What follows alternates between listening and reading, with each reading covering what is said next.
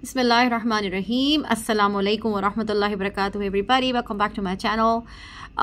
ये वीडियो बहुत ही लेट मैं पोस्ट कर रही हूँ। द थिंग इज़ कि ये जो कैप आया था ऑन इंटरनेशनल स्टूडेंट्स, जिस पे इन्होंने रिड्यूस कर दिया है the admissions of international students and all that, इस पे वैसे तो बहुत सारे लोगों ने बहुत सारी वीडियोस बनाई हैं, लेकिन मैंने कहा मैं अपना परसेप्शन भी आपको दे दूँ कि what I think about it, और क्या ये सही है। इस पे लोगों को इसके जो इफ़ेक्ट होने वाला है वो कनाडा की इकॉनमी पे और इंटरनेशनल कम्युनिटी जो स्टूडेंट्स की है उन पे क्या इफ़ेक्ट आने वाला है।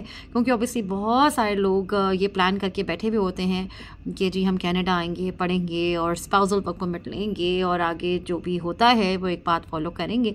लेकिन इस न्यूज़ के बाद बहुत सारी चीज़ें चेंज हो गई हैं, बहुत सारे प्लान्स चेंज हो गए हैं।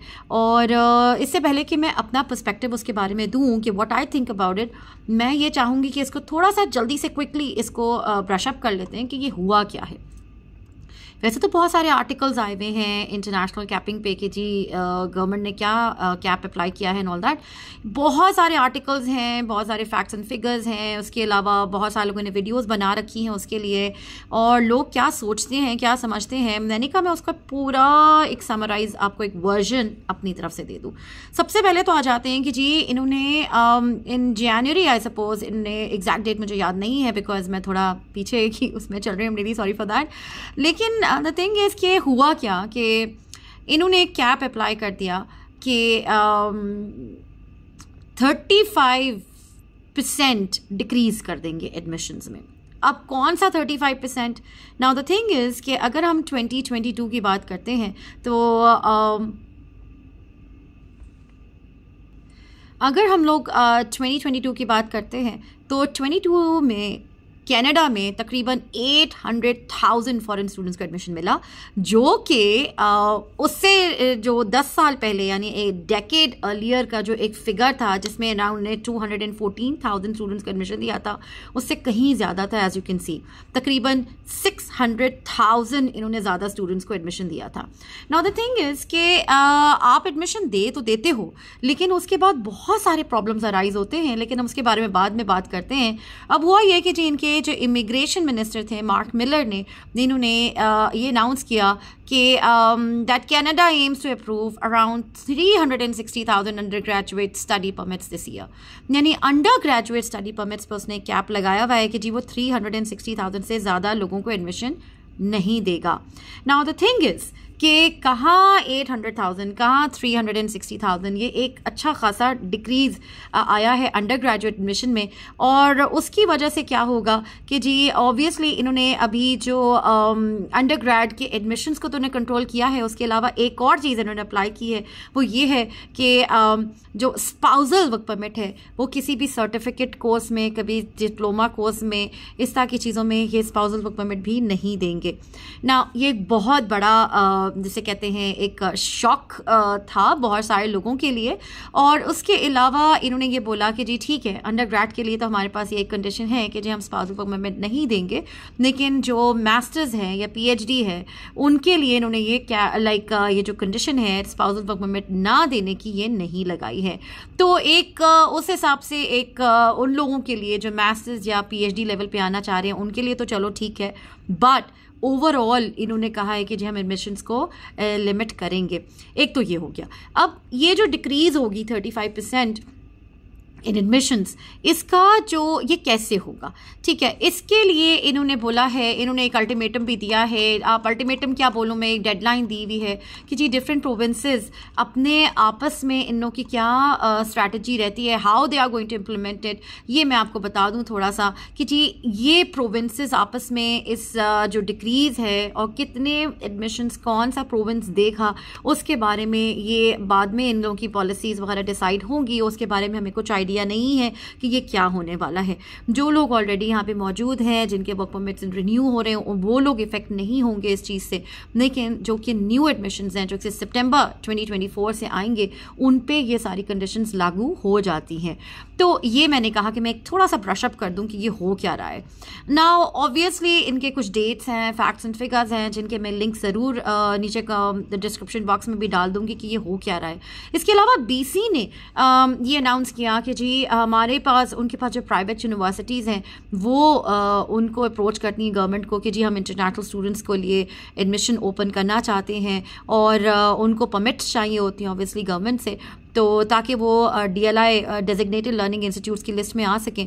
तो ये 2 साल का कैप उन पे भी लग चुका है कि जी गवर्नमेंट ने उनको, BC गवर्नमेंट ने क्लियरली बता दिया है कि भाई कोई भी प्राइवेट इंस्टीट्यूट उनको अप्रोच ना करे इंटरनेशनल स्टूडेंट्स के एडमिशन के हवाले से, बिकॉज वो उनको परमिशन नहीं देंगे। इसके अलावा इन्होंने एक पार्टनरशिप का जिक्र किया है कि जो गवर्नमेंट और जो प्राइवेट इंस्टीट्यूशंस में एक पार्टनरशिप होता है, जो कि बहुत ही कॉमन है इन ऑन्टारियो। कि होता क्या है, मैं अब आपको खुल के बताना शुरू करती हूँ कि ये जो पार्टनरशिप से मुराद क्या है। होता है कि जो आपकी जो गवर्नमेंट यूनिवर्सिटीज़ हैं वो जैसे आप पब्लिक यूनिवर्सिटीज़ बोलते हो, वो स्टूडेंट्स को एडमिशन तो दे देती हैं, उनके पास कैपेसिटी नहीं होती। जब स्टूडेंट्स यहाँ पे एडमिशन लेकर आ जाता है तो वो क्या करते हैं कि वो प्राइवेट यूनिवर्सिटीज़ को उन क्लासेस के लिए अपने स्टूडेंट्स को वहाँ पे भेज देते हैं, उनके साथ एक पैक्ट हो जाता है। द थिंग इज़ कि पब्लिक यूनिवर्सिटीज़ का एक स्टैंडर्ड होता है, इसीलिए वो DLI लिस्ट पे हैं, डेजिग्नेटेड लर्निंग इंस्टीट्यूट्स पे हैं की लिस्ट में हैं।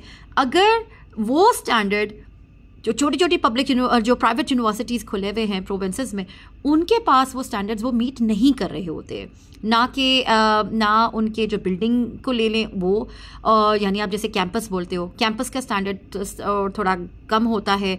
इसके अलावा जो उनकी फैकल्टी होता है उसका स्टैंडर्ड कम होता है।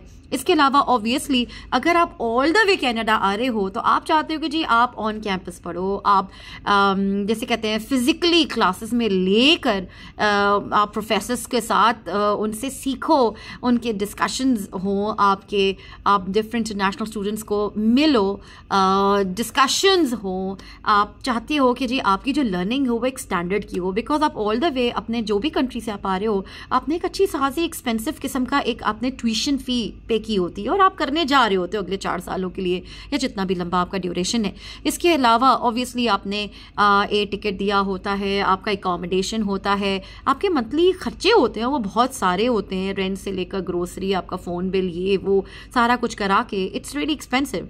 तो अगर आपको वही क्लासेस आपको किसी छोटे से प्राइवेट स्कूल में लेनी है और आपको ये लारे लप्पे दिए गए थे कि जब आप एक पब्लिक स्कूल में एडमिशन लेकर आ रहे हो, यानी यूनिवर्सिटी में या कॉलेज में, तो ऑब्वियसली आपके जो होप्स होते हैं वो शैटर हो जाते हैं। इसके अलावा उनके पास वो फैसिलिटीज़ होते नहीं हैं इतने सारे स्टूडेंट्स को एकोमोडेट करने के लिए। तो वो जो छोटे छोटे प्राइवेट आपके जो इंस्टीट्यूट्स खुले हुए हैं वो क्या करते हैं, होते तो वो पब्लिक और प्राइवेट एक पार्टनरशिप में होते हैं, लेकिन क्योंकि वो इतना वो आपको प्रोवाइड नहीं कर पा रहे होते हैं, आपकी नीड्स को मीट नहीं कर पा रहे होते, तो वो आपको ऑनलाइन एजुकेशन में डाल देते हैं ना। ऑनलाइन एजुकेशन मैं खुद ऑनलाइन पढ़ चुकी हूँ, ठीक है। अगर तो वो किसी प्रॉपर किसी बंदे ने जैसे आप बोलते हो किसी पब्लिक यूनिवर्सिटी की किसी अच्छे प्रोफेसर ने वो डिज़ाइन किया हुआ है कोर्स, तो फिर भी थोड़ा बहुत समझ आती है, लेकिन उस पर भी आप उतना नहीं सीख पाते जितना कि आप ऑन कैंपस फिजिकली क्लास में बैठ के अपने बाकी कोर्स फेलोज़ के साथ या प्रोफेसर से डायरेक्टली सीख सकते हो। तो वो एक अलग डिबेट है, उस पर मैं एक अलग वीडियो ज़रूर बनाऊंगी ताकि आप लोगों को आइडिया हो सके कि ये ऑन कैंपस और ऑफ कैंपस में कितना फ़र्क हो जाता है और उसके प्रोज और कॉन्स क्या क्या हैं। तो होता ये है कि जी वो ऑनलाइन एजुकेशन में आपको डाल देते हैं इंटरनेशनल स्टूडेंट्स को, तो जो एक तो फर्स्ट ऑफ ऑल आपको एजुकेशन स्टैंडर्ड नहीं मिलता, नंबर 1। नंबर 2 क्या होता है कि आप कनाडा आ चुके हो, there is no way back, आप वो खर्चे सारे उठा रहे हो और आप पढ़ क्या रहे हो, ऑनलाइन। तो अगर आपने ऑनलाइन पढ़ना है तो ऑब्वियसली आप अपने कंट्री से भी पढ़ सकते थे, ठीक है ना। तो ये ऑब्वियसली ये बहुत बड़ा प्रॉब्लम बन जाता है, ठीक है। अब हम बात करते हैं कि चलें ये तो सब समझ आ गया, ब्रिटिश कोलंबिया ने भी जो एक कैप लगा दिया है प्राइवेट यूनिवर्सिटीज़ के ऊपर, और अंडर ग्रेड कोर्सेज जो पहले हम लोग ECE की बात कर लिया करते थे कि जी जो मोस्ट जिसे कहते हैं ना सॉट आफ्टर डिप्लोमा कोर्स है, जिससे आपकी इमिग्रेशन बहुत ज़्यादा ईजी हो जाती है, स्पेशली इन जो आपको पता ही है BC PNP प्रोग्राम चल रहा है ECE के लिए और ऑब्वियसली मेडिकल उसके लिए भी, हेल्थ केयर सिस्टम के लिए भी। तो उसमें क्या होता है कि जी ऑब्वियसली इन लोगों को ECE की बहुत, अर्ली चाइल्डहुड एजुकेटर्स की बहुत ज़रूरत है और बहुत सारे लोग ECE में एडमिशन लेके और फिर अपना इमिग्रेशन पाथवे को बहुत आसान बना सकते थे। अब उसमें एक प्रॉब्लम आ गई है। अगर तो आप सिंगल हैं या अगर आप लेट्स से आपके पास कोई फैमिली ऑब्लिगेशंस नहीं है तो आपके लिए स्पाउसल वर्क परमिट हो ना हो इससे कोई फ़र्क नहीं पड़ता। लेकिन ऐसे बहुत सारे लोग होते हैं, स्पेशली फीमेल्स की बात इस वक्त कर रही हूँ, जो कि चाहते हैं कि चलें ठीक है हम डिप्लोमा में एडमिशन लेंगे, हम आगे इंशाल्लाह ताला सर्टिफिकेशन लेके जॉब सिक्योर कर लेंगे और उसी दौरान उनको हस्बैंड को या जो भी यूजली ECE में फ़ीमेल ज़्यादा आती हैं तो उनको स्पाउसल वर्क परमिट मिल जाएगा और वो एक आगे अपना इमिग्रेशन पाथवे को आसान बना लेंगे। अब कहानी ये हो गई है कि ऑब्वियसली जो फीमेल्स इस फील्ड में आती हैं वो ज़्यादातर मैरिड होती हैं, उनके बच्चे होते हैं या वो अपना प्रोफेशन चेंज कर रही होती हैं। तो ऑब्वियसली आप एक एज के उस हिस्से में आ चुके होते हैं जहाँ पे आपकी अपनी फैमिलीज़ होती हैं।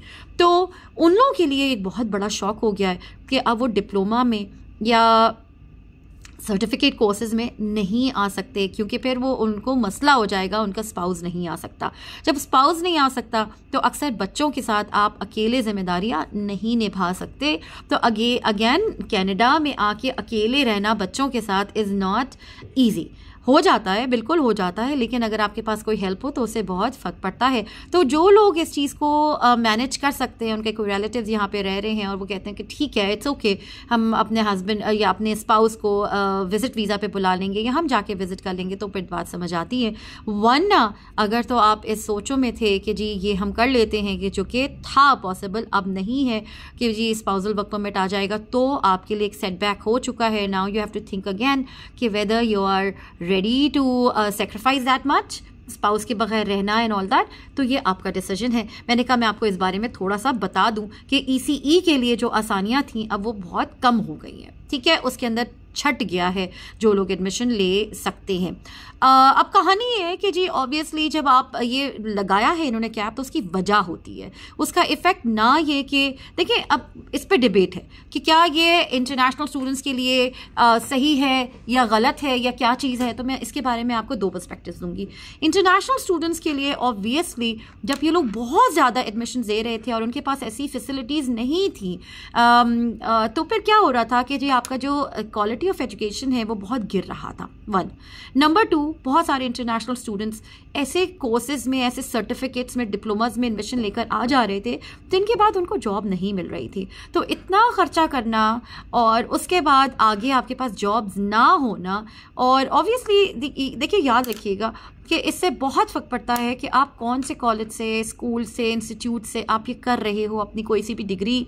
अगर वहाँ का स्टैंडर्ड अच्छा नहीं है तो जब आप वहाँ से ग्रेजुएट होते हो तो आपने वो स्किल्स, आपने वो कैपेबिलिटी, आपने एक वो जो आपका जैसे बोलते हैं कि आपका जो आप कर तो लेते हो वो, लेकिन उसका स्टैंडर्ड कम होता है। तो जब आप किसी इंटरव्यू के लिए जाते हो, किसी जॉब के लिए अप्लाई करते हो, तो वो आपको जॉब पे नहीं रखते बिकॉज उनको वो चीज़ दिखाई नहीं देती विच दे आर लुकिंग फॉर। क्योंकि I hope you understand that. तो इट्स नॉट ओनली कि आपको कनाडा आना है, आपको कनाडा इस तरह से आना है कि आप ऐसे कोर्सेज में एडमिशन लीजिए, अपना पैसा वहाँ पे लगाइए जिसके अंदर आपको उसका रिटर्न मिल सके। अगर आप किसी ऐसे कोर्स में ले लेते हो, किसी ऐसे इंस्टीट्यूट छोटे से ले लेते हो जहाँ पे आपको डिग्री तो मिल जाएगी, सर्टिफिकेट या डिप्लोमा तो मिल जाएगा, लेकिन उसके बाद आपके जॉब प्रॉस्पेक्ट्स ख़त्म हो जाएंगे। और अगर आपको मिनिमम वेज जॉब ही करनी थी तो आपको इतना खर्चा करके कनाडा में आने की क्या ज़रूरत थी। ये याद रखिएगा कि अगर आप इस तरह के कोर्सेज में एडमिशन ले लेते हो कि जी कनाडा आ गए हम लोग, आगे बहुत मुश्किलात हैं। उसकी वजह एक तो ये है कि इतने सारे इंटरनेशनल स्टूडेंट्स के आने के लिए ये लोग रेडी नहीं थे। इन्होंने obviously they were making money, क्योंकि इंटरनेशनल स्टूडेंट्स डोमेस्टिक स्टूडेंट्स के कंपैरेटिवली 3 टाइम्स एटलीस्ट कमा लेते हैं, ठीक है ना जी। उनकी फ़ी होती है ना, for example if I am paying let's say $900 तो वो $300 पे कर रहे होते हैं डोमेस्टिक स्टूडेंट्स। तो ये याद रखिएगा कि ये लोग बहुत कमा रहे थे इंटरनेशनल स्टूडेंट्स के लिए, लेकिन उस तरीके से कनाडा में इंफ्रास्ट्रक्चर नहीं है। यहाँ पे बहुत बड़ा हाउसिंग क्राइसिस है, बहुत बड़ा मेडिकल है, जैसे आप कहते हैं हेल्थ केयर सिस्टम का क्राइसिस है। तो ये आपको जॉब्स नहीं मिल रही हैं, इन्फ्लेशन दबा के हो चुकी है। अगर आप ये सारी चीज़ें देखते हो तो अगर आपका कनाडा आना, इन सारी प्रॉब्लम्स को देखते हुए आपको डिसाइड करना है कि आपको क्या करना है। नाउ द थिंग इज़ कि इन्होंने कैनेडियन गवर्नमेंट ने, अगर आप देखो तो अगर ये जो कैप लगाया है, इसका ना सिर्फ ये कि स्टूडेंट्स को थोड़ा सा सोचना पड़ेगा कि चले ठीक है कनाडा नहीं तो फिर कहाँ जाना है। Obviously there are other options available, Germany है, इसके अलावा ऑस्ट्रेलिया है, न्यूजीलैंड है, इंग्लैंड है। लेकिन ये याद रखिएगा कि जो कैनेडियन गवर्नमेंट है इसको भी एक शॉक लगा है।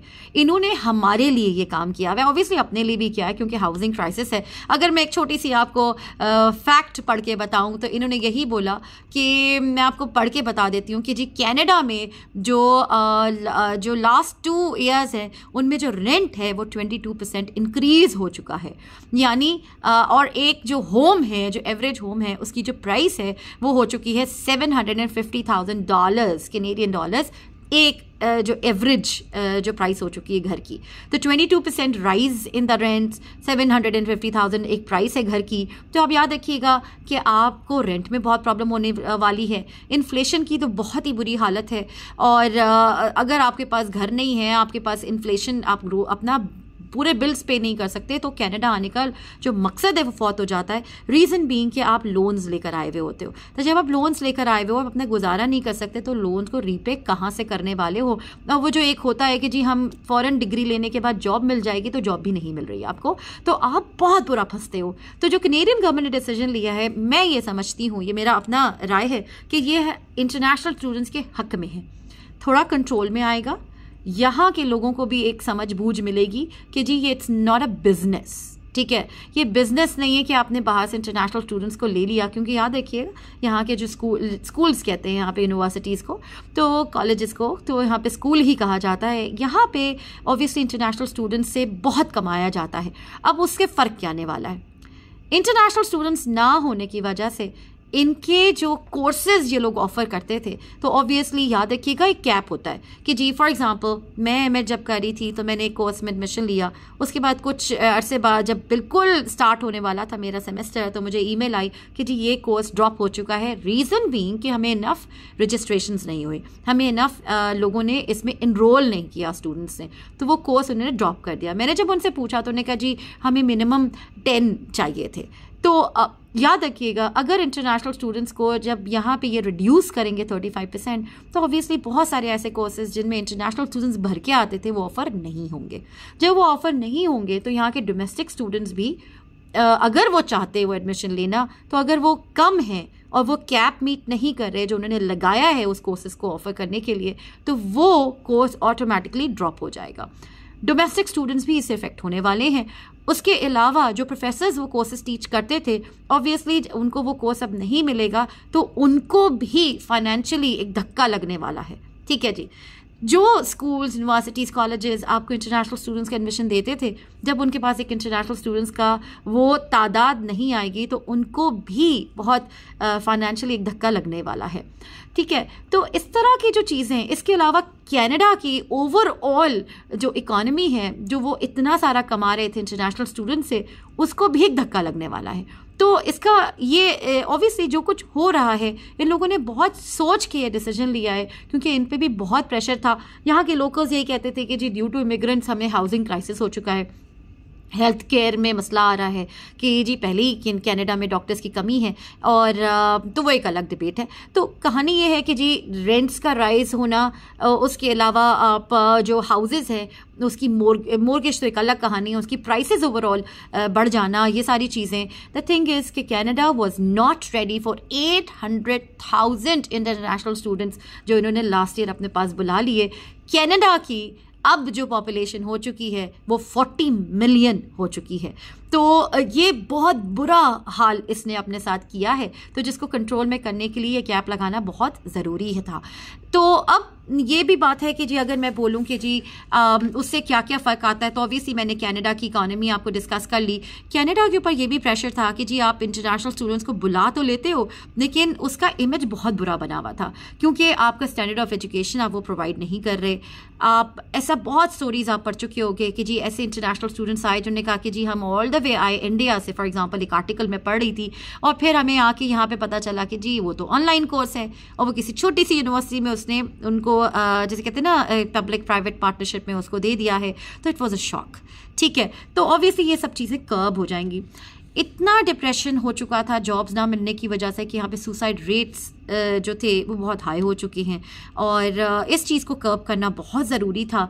इसके अलावा अगर आप देखो तो ऑब्वियसली आपको जो स्टैंडर्ड ऑफ लिविंग है वो इन्फीरियर हो चुका था बिकॉज ऑफ द इन्फ्लेशन, क्योंकि है ही नहीं, पैसे ही नहीं है, बंदा सिर्फ जिंदा रह सकता है लेकिन जो स्टैंडर्ड है वो मेंटेन नहीं कर सकता, चाहे वो कोई भी हो।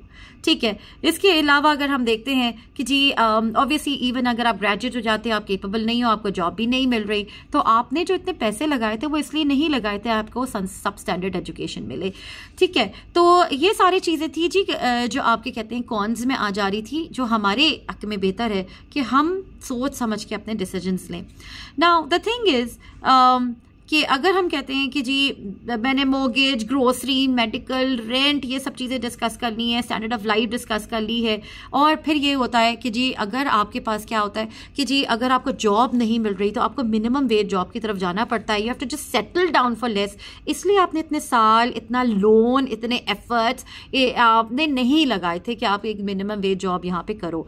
ठीक है, तो द थिंग इज़ कि वो जो डिप्रेशन और फ्रस्ट्रेशन होती है वो उससे इंटरनेशनल स्टूडेंट्स को बचत होगी। और मेरे हिसाब से अगर आप मुझसे मेरी राय मांगते हो तो मेरा ख्याल है ये right decision in a right जैसे कहते हैं डायरेक्शन लिया गया है, और इसका भला मकसूद है इंटरनेशनल स्टूडेंट्स के लिए। इसके अलावा ऑब्वियसली यहाँ पे जो हाउसिंग क्राइसिस और बाकी के सारे क्राइसिस मौजूद हैं उसमें भी कमी आएगी। ये सिर्फ 2 साल का कैप है, इंशाअल्लाह ताला से उम्मीद है कि आगे बेहतरी होगी। इसके अलावा बहुत सारे ऐसे लोग जो कि मास्टर्स या PhD में आने वाले हैं, उनके लिए तो मेरा नहीं ख्याल कोई ज़्यादा फ़र्क पड़ने वाला है, और क्योंकि इन्होंने क्लियरली मेंशन करा है कि जी इट विल बी 35% रिड्यूस किया है इन्होंने for the under graduate study permits. ठीक है, तो ये इनकी न्यूज़ आर्टिकल से ही मैंने ये चीज़ उठाई है।